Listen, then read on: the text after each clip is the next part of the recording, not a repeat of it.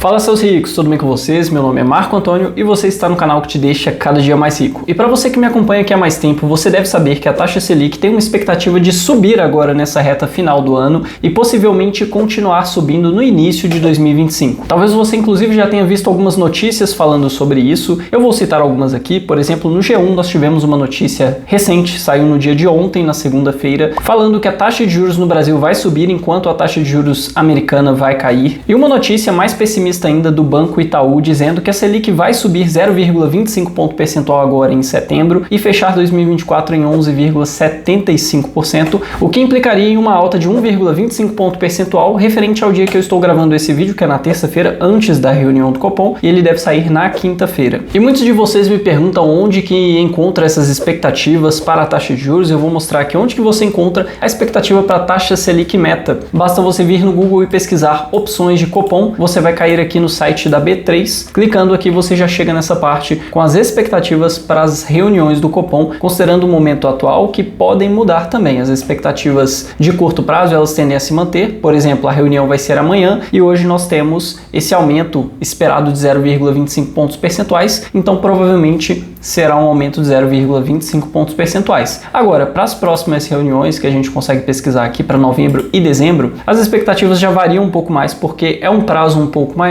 então as incertezas também são maiores. Mas o que é esperado aqui seria um aumento de 0,50 e, no caso aqui para dezembro, seria um aumento de entre 0,50 e 0,25 pontos percentuais, totalizando aí a expectativa do Itaú de uma Selic fechando 2024 em 11,75%. E quando a taxa Selic sobe, você tem vários impactos acontecendo na economia e nos seus investimentos. O que você tende a ver são os investimentos de renda variável se desvalorizando. Por que os investimentos de renda variável se desvalorizam? Porque existe um custo maior do dinheiro ao longo do tempo. Como assim? Basicamente, o Banco Central tem um compromisso direto com a inflação. Então, se existe uma expectativa de subida dos juros, é porque existe uma expectativa de descontrole inflacionário. Por isso que ele subindo os juros acaba freando a economia e a inflação tende a diminuir. E para explicar esse custo maior de dinheiro que existe quando sobe os juros, basicamente, se você tem um juros de 10% ao ano, você tem uma certa expectativa futura com relação a investimentos de renda variável, investimentos como ações, fundos imobiliários e outros investimentos. Se, por exemplo, essa taxa de juros sai de 10% e vai para 15%, você tem agora os investimentos livres de risco, que em muitos casos são os investimentos de renda fixa, rendendo mais. Então você tem o mesmo nível de risco com uma rentabilidade maior. Sendo assim, você vai exigir um retorno maior nos investimentos de renda variável. Considerando isso, muitas pessoas acabam vendendo seus investimentos de renda variável, acabam se desfazendo desses investimentos e comprando outras opções de investimentos, opções de renda fixa, e indo para investimentos mais descontados. E esses investimentos de renda variável acabam se desvalorizando por uma simples consequência de oferta e demanda, entre outras opções que também fazem com que os investimentos de renda variável se desvalorizem nesse momento. Mas não são todos os investimentos de renda variável que são prejudicados, de certa forma, com uma subida de juros. Existem aqueles investimentos que se beneficiam de uma subida de juros, que é o que eu vou explicar aqui nesse vídeo. Fundos imobiliários que vão se beneficiar diretamente da subida na taxa Selic. Então você pode investir nesses fundos imobiliários ou em outros, isso daqui não é uma recomendação de investimentos, que você vai ter um aumento nos dividendos recebidos mensalmente desses fundos. Isso acontece porque dentro dos fundos imobiliários você tem uma classe de fundos que são os fundos de papéis, que nada mais são do que fundos imobiliários que investem em dívidas imobiliárias. E o que é uma dívida? Uma dívida é basicamente um título de renda fixa. Quando você faz um investimento de renda fixa, você está emprestando dinheiro para alguém. É alguém que decidiu pegar dinheiro emprestado, no caso de você, investidor. E uma dívida imobiliária é simplesmente um investimento que é ligado ao setor imobiliário, como por exemplo uma LCI, um CRI. Então você tem esses investimentos que são ligados a um determinado setor e que são investidos aí por fundos imobiliários. E esses fundos imobiliários que compram dívidas imobiliárias, os fundos de papéis, no geral tendem a se valorizar em períodos de juros mais altos ou de inflação mais alta, porque eles vão pagar maiores dividendos. E é por isso que eu vou mostrar aqui alguns fundos imobiliários do tipo papel que você poderia investir e que iriam se beneficiar dessa subida de juros e possivelmente também de uma subida da inflação. Mas antes de eu falar desses fundos imobiliários, se você já sabe que esse conteúdo vai ser bom, já deixa o seu gostei aqui embaixo, se inscreva no canal se você ainda não não é inscrito e ative o sininho para você sempre ser notificado quando saírem vídeos novos. Mas para você que caiu de paraquedas nesse vídeo, você não me conhece, espera até alguma informação nesse vídeo te ajudar e aí sim você deixa o seu gostei, beleza? E explicando brevemente aqui o que é e como funcionam os fundos imobiliários, basicamente um fundo imobiliário é um fundo que investe em imóveis, seja imóveis físicos ou via dívidas imobiliárias. Imagine que você e mais 999 investidores, totalizando aí 1.000 investidores, decidem investir cada um R$1.000. Se 1.000 pessoas investem R$1.000, a gente tem um total de R$1 milhão.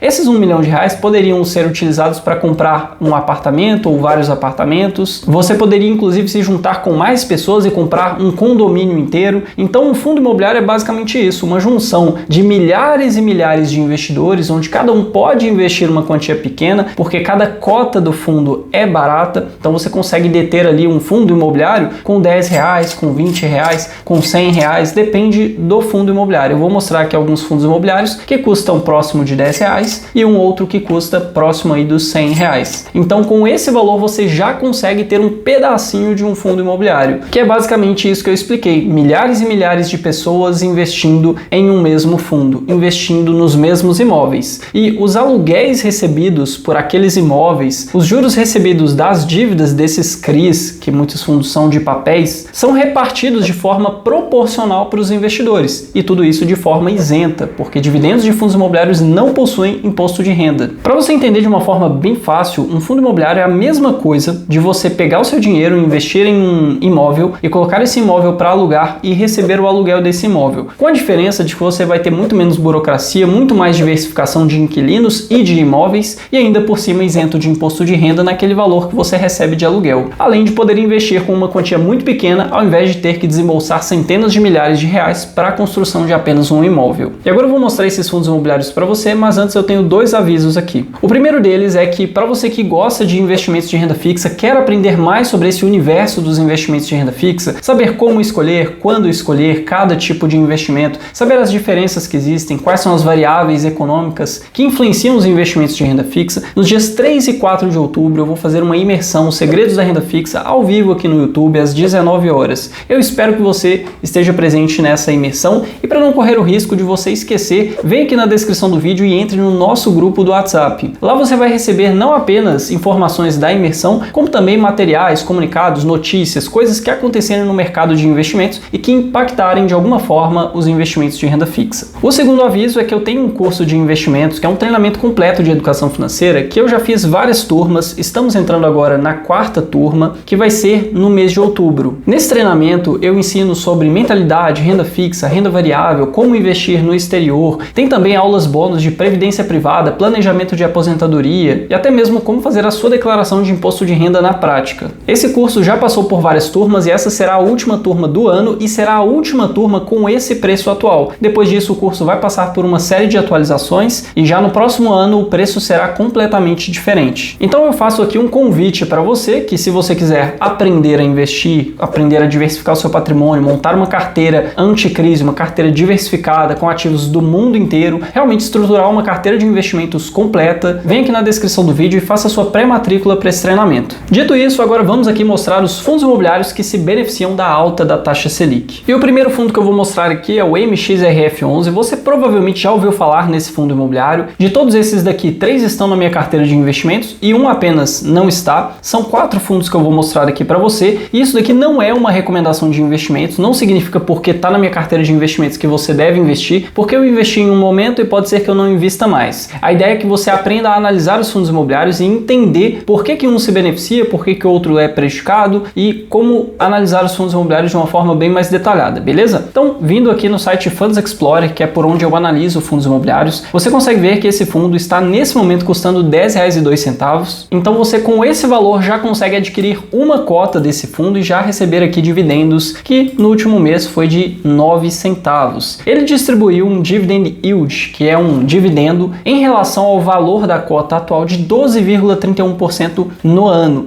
Então você consegue já identificar que ele pagou mais de 1% ao mês de forma isenta, sem cobrar imposto de renda nem nada. Ele está sendo negociado bem próximo do seu valor patrimonial. Essa é uma característica dos fundos de papéis, eles não costumam variar muito nem para baixo nem para cima. Quando está abaixo, geralmente é interessante. Mas vindo aqui no que importa realmente, que é o relatório gerencial, que eu vou entrar aqui com vocês. No relatório gerencial é onde você vai ter uma série de informações sobre o fundo, o que ele está fazendo, o que ele pretende fazer, quais foram os rendimentos, você vai ter gráficos, vai ter uma série de informações e dentre essas informações você vai ter também qual é a diversificação do fundo, onde ele está investindo, quais são os CRIs, quais são os imóveis que ele tem, se for um fundo que tem imóveis físicos, e aqui você consegue ver todos os certificados de recebíveis imobiliários desse fundo, que nesse caso são títulos de renda fixa ligados ao mercado imobiliário. Então você tem aqui uma série de CRIs, tem uma diversificação muito grande, então essa é a melhor forma de investir em CRI, porque você se expõe de forma bem diversificada, reduzindo muito o risco individual de cada CRI, e aqui você consegue ver várias informações. Nós temos aqui o devedor, quem é o devedor desse título, nós temos aqui a duration, que seria o prazo dos títulos, e a média aqui embaixo você consegue ver que é de 4,44 anos, então os contratos vão ser renovados daqui em média 4,4 anos, e aqui você consegue ver qual é o indexador. Nós temos aqui vários títulos que são indexados por IPCA e vários que são indexados por CDI mais alguma coisa. CDI mais alguma coisa seria basicamente a taxa Selic, ou muito próximo da taxa Selic, 0,1 pontos percentuais abaixo,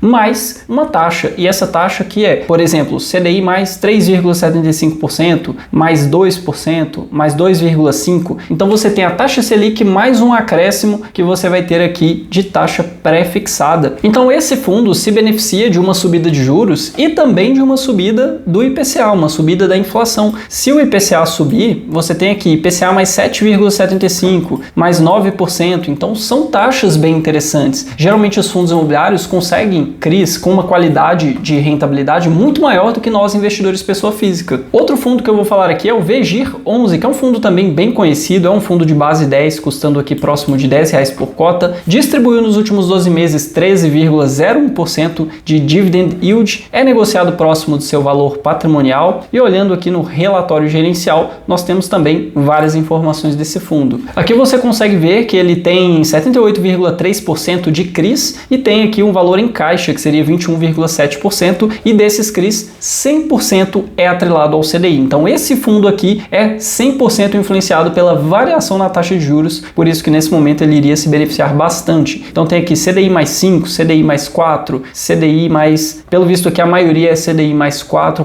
e alguma coisa. E olhando aqui, ó, todos eles são pagamento mensal, então todo mês você vai receber os dividendos aí referente ao fundo imobiliário, referente às cotas que você tem desse fundo imobiliário. Outro fundo aqui é o RBRY11, com uma cota custando R$ 95,30, é negociado um pouco abaixo do seu valor patrimonial, em 0,97, o que significa que ele está com um desconto referente ao seu valor patrimonial. Distribuiu aí quase 13% de dividend yield nos últimos 12 meses, isso daqui é isento de imposto de renda, e aqui embaixo você consegue ver no relatório gerencial desse fundo todas as informações sobre os CRIs que ele tem na carteira, e aqui nós temos inclusive o rating, que é a classificação, a maioria que é de B para cima, que é um ponto positivo, e aqui nós temos qual é o indexador e qual é a taxa pré-fixada do título, se é CDI mais 4%, se é IPCA mais 10%, IPCA mais 12%, então tem algumas taxas aqui bem interessantes nesse fundo. Se a taxa Selic subir, os dividendos que você recebe nesse fundo aumentam, se a inflação subir, os dividendos que você recebe também aumentam. E o contrário também aconteceria, se por exemplo a taxa Selic cair de forma muito rápida, a inflação for controlada e você tiver uma inflação bem mais baixa, eles vão pagar proporcionalmente menos também. E outro fundo que eu resolvi colocar aqui é o KCRE11, com uma cota custando aqui 9,56 e nesse caso negociado abaixo do seu valor patrimonial, em 0,96. Esse é um fundo que tem um histórico bem mais curto, é um fundo que está na minha carteira de investimentos, porém é um fundo que, como você consegue ver aqui, não tem um histórico de longo prazo, né? Ele foi lançado ali em 2022, então você não tem um histórico, que é um ponto negativo desse fundo que explica esse desconto que ele tem no momento. Mas considerando aqui esse período desde o início de 2023, ele teve uma valorização bem interessante aqui. Porém, relativo ao preço de abertura, ele está um pouco abaixo ainda. Ele abriu a R$10 e está em 9,56. Descendo aqui embaixo, você consegue ver o relatório gerencial do mesmo jeito, e é nesse relatório gerencial que você encontra todas as informações. Como você consegue ver, ele tem uma taxa média de retorno de IPCA mais 8,60. Ele é um fundo que vai ser influenciado muito mais por inflação do que